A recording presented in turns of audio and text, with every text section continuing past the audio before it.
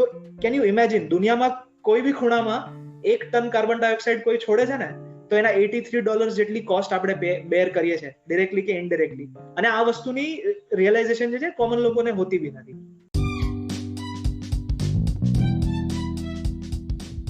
Hello. Welcome to the Scientific Gujarati Show. આ એપિસોડમાં મેં એન્વાયરમેન્ટલ અને ક્લાઇમેટ ચેન્જ કન્સલ્ટન્ટ જય મહેતા સાથે વાત કરી છે. જયને આ ફિલ્ડમાં લગભગ 3.5 વર્ષનો એક્સપિરિયન્સ છે. આ એપિસોડમાં અમે મેઇનલી COP26 વિશે વાત કરી છે. નવેમ્બર 2021માં સ્કોટલેન્ડના ગ્લાસગો શહેરમાં યુનાઇટેડ નેશન્સની 26મી સૌથી મોટી ક્લાઇમેટ ચેન્જ કોન્ફરન્સ એટલે કે COP26 કોન્ફરન્સ ફોર પાર્ટીઝમાં ભારતે એવું કમિટમેન્ટ કર્યું છે કે 2070 સુધીમાં ભારત એક કાર્બન ન્યુટ્રલ કન્ટ્રી હશે. તો આ બધું કેવી રીતે થશે એના વિશે મેં જય સાથે વાત કરી છે. અને એના સિવાય બીજા ઘણા બધા ક્લાઇમેટ ક્રાઇસિસને લગતા નાના મોટા ટોપિક ઉપર મેં ડિસ્કશન કરી છે.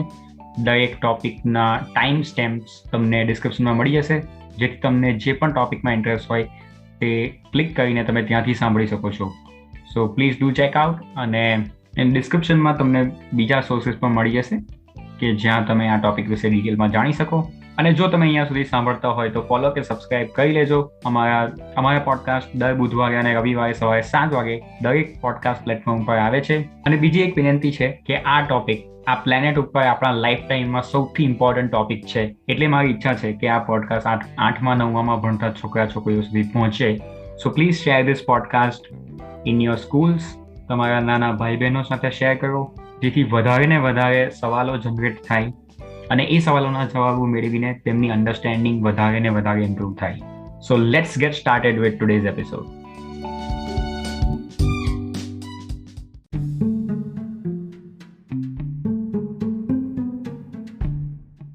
ને એમ પણ ગુજરાતીમાં કહીએ છીએ ને તો આઈ ડોન્ટ નો, થોડું એ ડાઉટફુલ પણ લાગે કે કેટલા લોકો સાંભળતા હશે.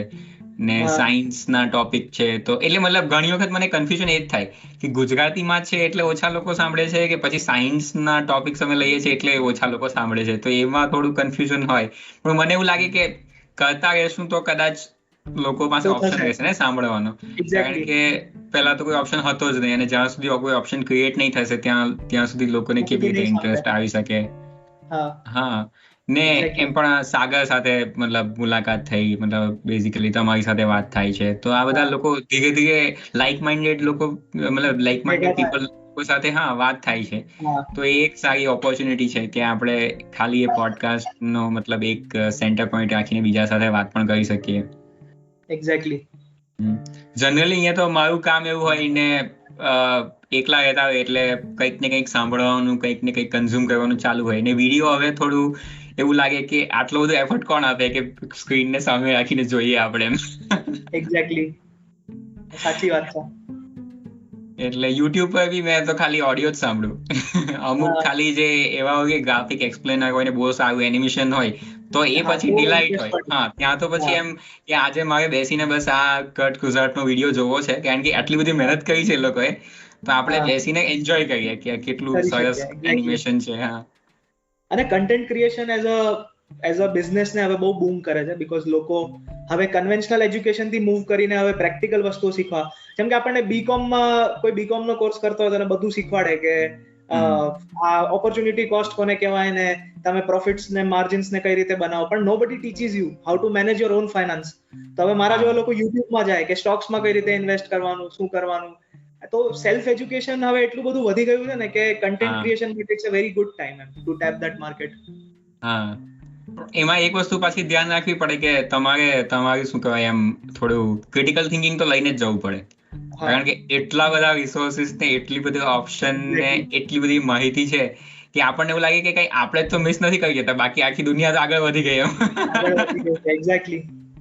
અત્યારે આ NFT, ક્રિપ્ટો ને મેટાવર્સ ને એટલા બધા બઝવર્ડ મતલબ હું રોજ સાંભળું છું, મને એવું લાગે હું જ પાછળ રહી ગયો કે શું એમ. ટેક તો બહુ આગળ નીકળી ગયું છે હમણાં, મતલબ બિયોન્ડ ઇમેજિનેશન છે અત્યારે ટેક. હા, પણ અમુક વખત એટલે મેં થોડું ધ્યાનથી જોઉં ને કે જે લોકો એકચ્યુઅલી આની અંદર બેકગ્રાઉન્ડમાં છે, મતલબ જેમણે આ જે આઈડિયાને લીડ કરે છે તે બધા ફિલોસોફર છે કે એ લોકોને ખબર છે દુનિયાને ક્યાં લઈ જવાની છે, તો એના પ્રમાણે કરે છે. અને જ્યારે એ બધાને મેં મર્જ થતા જોઉં છું ને તો મને લાગે છે કે ક્યાંક ને ક્યાંક બહુ મોટી મિસિંગ લિંક છે. કારણ કે આપણે જ્યારે ક્રિપ્ટો રેવોલ્યુશનની વાત કરીએ કે તો એ દરેક વસ્તુનું અત્યારે પણ આપણે દુનિયા પર બહુ વધારે અને એન્વાયરમેન્ટ પર બહુ વધારે ઇમ્પેક્ટ કરીએ છીએ. તો જ્યારે તો આપણને ખબર છે કે જે આખું બ્લોકચેન ટેકનોલોજી છે તેના માટે બહુ વધારે પડતી એનર્જી યુઝ થવાની છે અને અત્યારે પણ થાય છે. તો કેવી રીતે બધું આ વસ્તુ ભેગું કરશું કે આપણે એક ફ્યુચર હશે જ્યાં આ હશે અને તેની સામે એન્વાયરમેન્ટને પણ આપણે વધારે સસ્ટેનેબિલિટી મતલબ એ કેવી રીતે થશે એમ. તો મને નથી લાગતું કે બધા વિચારે છે કદાચ જે લોકો લીડ કરે છે એ પણ. એક્ઝેક્ટલી. અને એક હોય થોટ લીડર્સ હોય, આ જે તું વાત કરે છે ને દે આર થોટ લીડર્સ એમ. They give you a road map કે આપણે આ વસ્તુને કઈ જગ્યાએ લઈ જઈ શકીએ છે. બટ ધેન એને એકચ્યુઅલ ઇમ્પ્લિમેન્ટેશન એમાં એથિકલ ઇશ્યુઝ આવે, જેમ કે આર્ટિફિશિયલ ઇન્ટેલિજન્સ છે. Now it's a big ethical issue કે તમે એઆઈ ને કેટલો પાવર આપી શકો. એવું ના થઈ જાય કે એ હ્યુમન ડિસિઝન મેકિંગ ને જ રિપ્લેસ કરી દે ઇન ધ ફ્યુચર, રાઈટ? સો એ બધું જે પ્રેક્ટિકલ કન્સર્ન્સ છે ને બહુ લેટ આવે, but I think thought leadership છે દે વ્યૂ કે ભાઈ, કેમ કે ક્રિપ્ટોકરન્સી શું છે, બેન્કિંગ ને ડેમોક્રેટાઇઝ કરો છો તમે. જે બેન્કિંગ અત્યારે કેવું હતું, તું કોઈ બી ટ્રાન્ઝેક્શન કરે કે હું કોઈ બી ટ્રાન્ઝેક્શન કરું તો it stays between me and the bank, બરાબર? એક રેકોર્ડ બેંક પાસે હોય, એક મારી પાસે હોય. હવે ડિજિટલ કરન્સી કે ક્રિપ્ટોકરન્સી એવું કહે છે કે એ જે ટ્રાન્ઝેક્શન છે ને હંડ્રેડ્સ ઓફ અલગ અલગ બ્લોક ચેન્સમાં સ્ટોર્ડ હશે, તો ફ્રોડ થવાના ચાન્સીસ જ નથી. આપણે બંને એકબીજા સાથે એગ્રીમેન્ટમાં આવીને કોઈ વસ્તુને ફોર્જ ના કરી શકે because there are multiple records for the same thing. So it's basically an attempt to create more transparency in the financial market. હવે એ કેટલું ફીઝિબલ છે, એ કેટલું ઇમ્પ્લિમેન્ટેબલ છે, સેન્ટ્રલ ઓથોરિટીના કંટ્રોલ વગર તમે કઈ રીતે કોઈ કરન્સીને ચલાવી શકો, એ બધા ઇશ્યુઝ છે which will get addressed over a period of time. A time સાથે જ આપણને આઈડિયા આવશે કે how they deal with it. હા, ને આઈ ટોટલી એગ્રી વિથ ઇટ. મતલબ એમાં તો કોઈ ઓબ્જેક્શન નથી. કારણ કે એમ પણ ખાલી જે ફાઇનાન્સ ને ક્રિપ્ટોનો જે એક પાર્ટ છે તે બ્લોકચેન રિવોલ્યુશનના ખાલી ટીપ ઓફ ધી આઈસબર્ગ છે. એની પાછળનો જે સ્માર્ટ કોન્ટ્રાક્ટથી લઈને જે નવી મતલબ ટેકનોલોજીસ ડેવલપ થાય છે, આખું વેબ3 ઇકોસિસ્ટમ બને છે, તો એ ડેફિનેટલી એ મતલબ અત્યારે જે ઘણા બધા પ્રોબ્લેમ છે એને સોલ્વ કરશે. મેં તો વચ્ચે એક પોડકાસ્ટ સાંભળતો, તેમાં એ લોકો એનર્જીને આની સાથે રિલેટ કરવાની વાત કરતા હતા કે સપોઝ કોઈક રિન્યુએબલ એનર્જી રિસોર્સિસ છે તે વધારે પડતી એનર્જી જનરેટ કરે છે અને એટલી આપણે અત્યારે યુઝ નથી કરી શકતા, તો એનો યુઝ કરીને એ લોકો કહેતા કે બિટકોઇન માઇન કરીએ, તો કમસે કમ એ જે માઇનિંગ થશે એનાથી જે બિટકોઇન આવશે તેની વેલ્યુ તો આપણે પછી યુઝ કરી શકીએ ને એમ. હા, તો એવો કોઈક ક્રેઝી આઈડિયા એ લોકો વિચારતા હતા. પછી કોઈક વાત કરતું હતું કે અત્યારે રિસર્ચમાં જે ફંડિંગ હોય, અમુક પ્રોજેક્ટ્સ હોય ને, તો રિસર્ચ એજન્સી ગવર્મેન્ટ એજન્સી હોય અને એવું નથી હોતું કે દરેક ટાઈપના રિસર્ચને ઇક્વલ ફંડિંગ મળી શકે. અત્યારે કોવિડનું વધારે ચાલે છે તો કોવિડના પ્રોજેક્ટ્સને વધારે ફંડિંગ મળશે ડેફિનેટલી, રાઈટ? તો એ લોકો વિચારતા હતા કે એવા પ્રોજેક્ટ કે જે ઇમ્પોર્ટન્ટ છે પણ એની પબ્લિક અવેરનેસ એટલી બધી વધારે નથી કે એનું ફંડિંગ એટલું ગવર્મેન્ટ પાસે નથી મળતું, તો એને NFT થ્રુ કરવાનું વિચારતા હતા એ લોકો, કે નોન ફંજેબલ ટોકન બનાવે એ પ્રોજેક્ટને રિલેટેડ અથવા તો એના આઉટકમને રિલેટેડ, અને ત્યાર પછી જે લોકો એટલે કોમન પબ્લિક એની અંદર કરી શકે. It's a charity but more organize and more decentralize એમ. એક્ઝેક્ટલી. કે જેની અંદર તમારા એ રિસર્ચની સાથે તમારી થોડી ઓનરશિપ પણ જોડાયેલી હશે. ઓનરશિપ પણ હોય, એક્ઝેક્ટલી. હા, તો એ બધા આઈડિયાઓ મતલબ મને ઇન્ટરેસ્ટિંગ લાગે કે આવું જ્યારે થશે તો આ ઘણું મતલબ સારું છે. સારું થશે. હા, પણ એ જેટલું થશે ને એ ફ્યુચરમાં એવું દેખાય છે કદાચ 10 વર્ષમાં થશે. અને જે અત્યારે આપણે ક્લાઇમેટ ક્રાઇસિસને જે ફેસ કરી રહ્યા છે કે જ્યારે 1.5 degree Celsius 1.5 degree average Celsius જે એવરેજ ટેમ્પરેચર છે તેને જો આપણે ક્રોસ કરશું એવી કદાચ એ 10 વર્ષમાં થવાનું છે. તો આ બધું ભેગું કેવી રીતે થશે ને એ બહુ વધારે એમ થોડું વિયર્ડ લાગે કે કેવી રીતે આ બંને વસ્તુ એક સાથે એક્ઝિસ્ટ કરશે એમ. એક્ઝેક્ટલી. હા, તો એના વિશે મતલબ મેઇન વાત તો એ કરવાની હતી કે અત્યારે મતલબ જે આ COP26 ગયું, રાઈટ? તો એની અંદર કંઈક કોન્ક્રીટ વસ્તુ નીકળી ખરી એમ? તો એટલે એને એ રીતે ચાલુ કરી શકાય કે વોટ ઇઝ COP26, જેથી સાંભળે છે લોકોને ખબર પડે, અને ત્યાર પછી આપણે એ વાત કરીએ કે એની અંદરથી મતલબ એને કેવી રીતે જોઈએ, ઓપ્ટિમિસ્ટિકલી જોઈએ, પેસિમિસ્ટિકલી જોઈએ. ઓકે, સો આપણું રેકોર્ડિંગ ને બધું start it is already on. હા, ઓકે. સો એટલે this is like a chat only કે you will ask અને ના, આપણે બસ એટલે આ જે રીતે વાત કરીએ છીએ એ રીતે જ કરશું. મતલબ આપણે કોઈ એવું મતલબ એક ઇટ્સ નોટ કે આપણે કોઈકને સંભળાવવા માટે કહીએ છીએ. ઇટ્સ જસ્ટ લાઈક કે આની અંદરથી એવું છે કે કોઈક 2-3 વસ્તુ વાત કરતો હોય કીવર્ડ, તો એને થોડું એક્સપ્લેન કરી દઈએ તો કદાચ કોઈને ફાયદો થઈ શકે એટલા માટે બસ. હા, ને આ બધી વસ્તુ પણ હું એડિટ નથી કરવાનું. હા, it's like most candid conversation એમ, એટલે I would prefer. ને જે લોકો અહીંયા સુધી સાંભળતા હશે ને એ લોકોને જેન્યુઅનલી ઇન્ટરેસ્ટ છે. Exactly. So about COP26, right? COP26 માં the biggest I think take away for India માટે જે મોટું ટેક અવે હું કહું એ તો એ જ છે કે 2070 સુધી આપણે એવું કમિટ કરી દીધું કે અમે લોકો કાર્બન ન્યુટ્રલ થઈ જશું એમ. અને a part of that was કે 2030 સુધી આપણે 50% આપણી જે એનર્જી છે રિન્યુએબલ સોર્સિસ થી આવશે. સો કાર્બન ન્યુટ્રાલિટી છે ને એ બીંગ અ પ્રોફેશનલ ઇન આ ફિલ્ડમાં એક પ્રોફેશનલ હોવાના નાતે હું તમને કહી શકું કે એક રીતે છે ને એ 100% આઈડિયલ સોલ્યુશન નથી. કેમ કે carbon neutral does not mean કે તમે તમારા CO2 એમિશન્સ ઓછા કરો છો. એનો બેઝિકલી મતલબ એ છે કે તમે જેટલા CO2 એમિશન્સ રિલીઝ કરો છો ને એટલા જ CO2 એમિશન્સ ને પાછા કેપ્ચર કરવાના તમે એફર્ટ્સ કરો છો.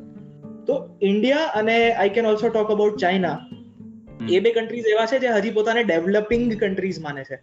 એ લોકો યુરોપ કે US જેવી ઇકોનોમીઝ નથી જે ઓલરેડી ગ્રો થઈને સ્ટેબલ થઈ ગઈ છે. તો પેરિસ એગ્રીમેન્ટ એવું કહે છે કે જે ડેવલપિંગ કન્ટ્રીઝ છે ને એને હજી આપણે થોડુંક કાર્બન ડાયોક્સાઇડ એમિશન કરવાની છૂટ આપવી જોઈએ. બીકોઝ અત્યારે જો તમે બધી કન્ટ્રીઝ ઉપર એક જ ટાઈપના સ્ટેન્ડર્ડ્સ લગાવી દો કે તમારે બધાએ તમારા એમિશન્સ ઓછા કરવાના છે, તો જે લોકો ડેવલપ થઈ ગયા છે એ લોકો માટે ઈઝી પડશે because they have already reached a certain level. બરાબર.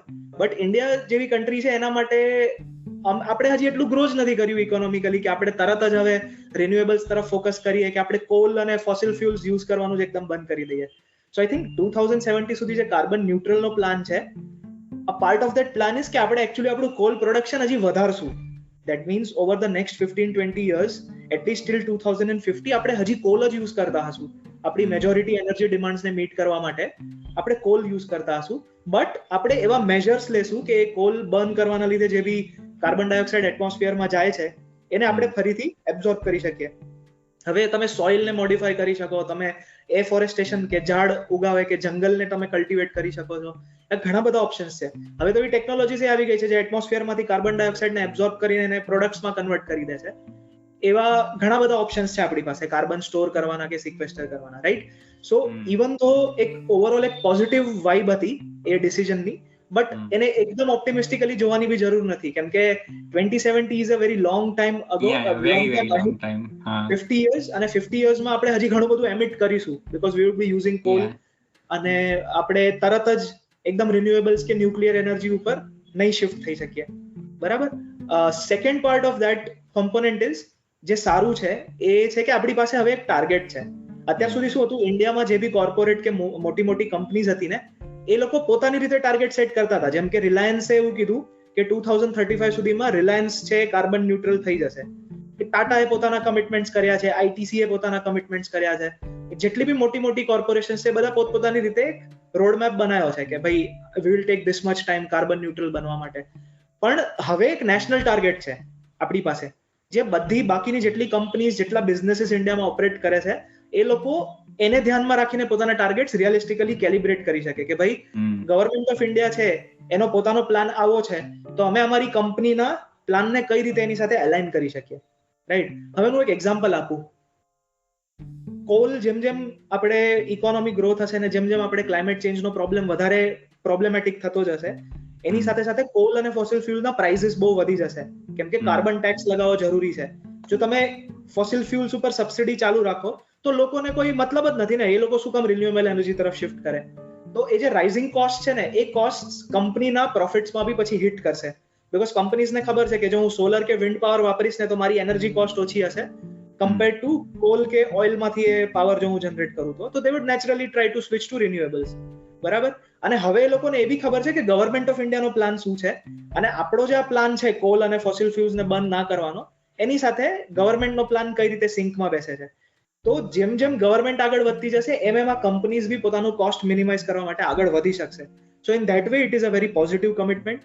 અને આઈ થિંક ઇન્ડિયા જે દુનિયાની ટોપ 10 ઇકોનોમીઝ છે બરાબર એમાં one of the first countries છે જેણે એકચ્યુઅલી એક ડેડલાઇન સેટ કરી છે કાર્બન ન્યુટ્રલ બનવા માટે. ધેટ શોઝ કે આપણા લીડરશિપની એક કમિટમેન્ટ છે કે આપણે ક્લાઇમેટ ચેન્જને એઝ અ રિયલ પ્રોબ્લેમ જોઈએ છે અને ઇન્ડિયા લીડ કરવા માંગે છે દુનિયાને ક્લાઇમેટ ક્રાઇસિસને સોલ્વ કરવા માટે. ઇન્ડિયાનો એટીટ્યુડ એવો નથી કે અમે તો અમારું ડેવલપમેન્ટ માટે ફોકસ છીએ કે અમને ક્લાઇમેટ ચેન્જ થી શું કહેવાય અમને કાંઈ બહુ ફરક નથી પડતો જો તો અમે લોકો કોઈ કમિટમેન્ટ ના કરીએ which is a very good and positive sign. અને આ લાઇન્સમાંથી મને હજી એક વસ્તુ મારા માઇન્ડમાં આવે છે. પાસ્ટ જેટલા બી CO2 એમિશન્સ થયા છે ને એના 16% એટલે 16% જે કોસ્ટ છે એ ઇન્ડિયા બેર કરે છે. તો એક કન્સેપ્ટ છે એને કહેવાય સોશિયલ કોસ્ટ ઓફ કાર્બન, કે જો તમે 1 ટન કાર્બન ડાયોક્સાઇડ આજે હવામાં છોડો તો કઈ સોસાયટીઝને એની કેટલી કિંમત ચૂકવવી પડે. હવે કિંમતને આપણે કઈ રીતે ક્વોન્ટિફાય કરીએ? સપોઝ ક્લાઇમેટ ચેન્જના લીધે બહુ અનનેચરલ રેનફોલ આવ્યો, ક્રોપ્સ ડેમેજ થયા, ફ્લડિંગ થયું, બરાબર, હીટ વેવ્સ આવી, હીટ વેવ્સના લીધે તમારું ઇન્ફ્રાસ્ટ્રક્ચર ડેમેજ થયું, લોકોની ડેથ થઈ, તો એ બધી એક ટાઈપની કોસ્ટ છે. બધા વસ્તુ ઉપર તમે કોસ્ટ અસાઇન કરી શકો.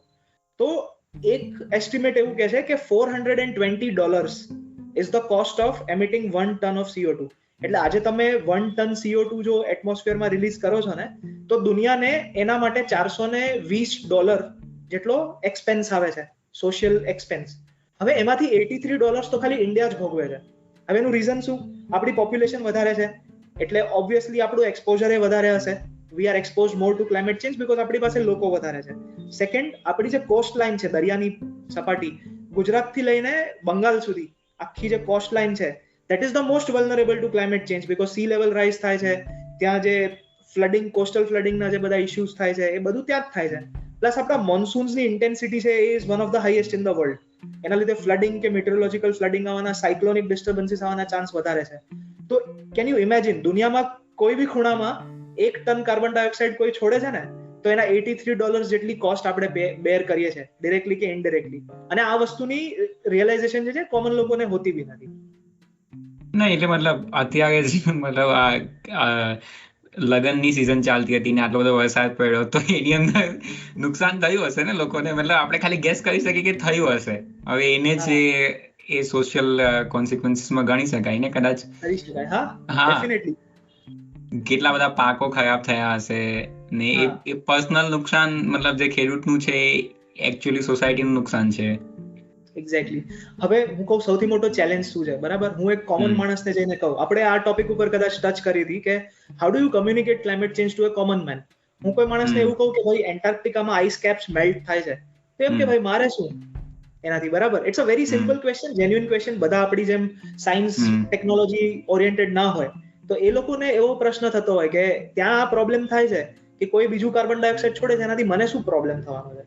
પણ એ જે ક્લાઇમેટ ચેન્જ થાય છે, જે આઈસ કેપ્સ મેલ્ટ થાય છે, એનાથી ફિઝિકલ ઇફેક્ટ્સ તો છે જ એના, જેમ કે હીટ વેવ્સની ફ્રીક્વન્સી વધી ગઈ છે, રેનફોલ ઇરેગ્યુલર થઈ ગયો છે, બટ એના કોસ્ટના રિપરકશન્સ બી બહુ છે. ફોર એક્ઝામ્પલ, ચિકમગલુર કરીને there is a place in Karnataka which is famous for coffee. Coffee plantations ત્યાંના બહુ ફેમસ છે, એક્સપોર્ટ ક્વોલિટીની કોફી ત્યાં ગ્રો થાય છે. હવે એક પ્રોજેક્શન એવું કહે છે કે ફ્યુચરમાં ક્લાઇમેટ ચેન્જના લીધે આજે આખો એરિયા છે ને એની ક્લાઇમેટિક કન્ડિશન્સ એટલી એવી રીતે ચેન્જ થઈ જશે કે ત્યાં કોફી ગ્રો કરવું જ પોસિબલ નથી, બરાબર?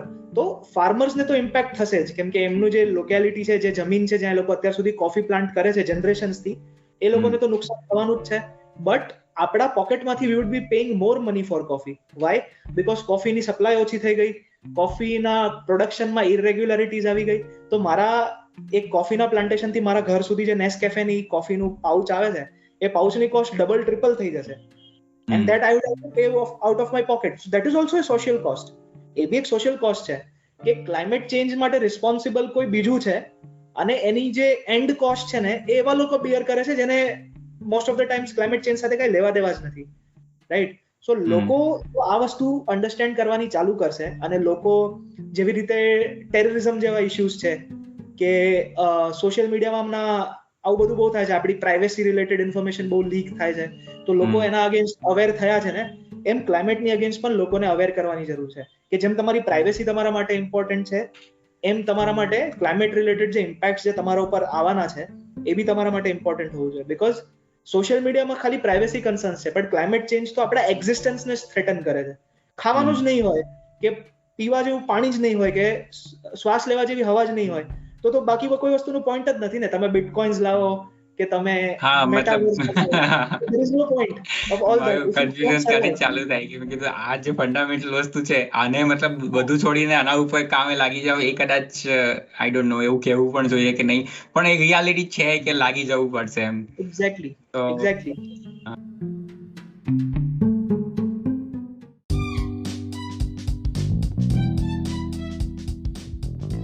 થેન્ક યુ સો મચ કે તમે આ પોડકાસ્ટને અંત સુધી સાંભળ્યો. જો તમારે કોઈ પણ ફીડબેક કે કમેન્ટ હોય તો ફીલ ફ્રી ટુ શેર. જો તમે અમને કોઈ ટોપિક સજેસ્ટ કરવા માંગતા હોય તો feel free to join our Telegram channel. તો મળીએ નવા એપિસોડમાં નવી વાતો સાથે. તો કેન યુ ઇમેજિન, દુનિયામાં કોઈ બી ખૂણામાં 1 ટન કાર્બન ડાયોક્સાઇડ કોઈ છોડે છે ને તો એના $83 જેટલી કોસ્ટ આપણે બેર કરીએ છીએ, ડિરેક્ટલી કે ઇનડિરેક્ટલી. અને આ વસ્તુની રિયલાઇઝેશન જે છે કોમન લોકોને હોતી બી નથી.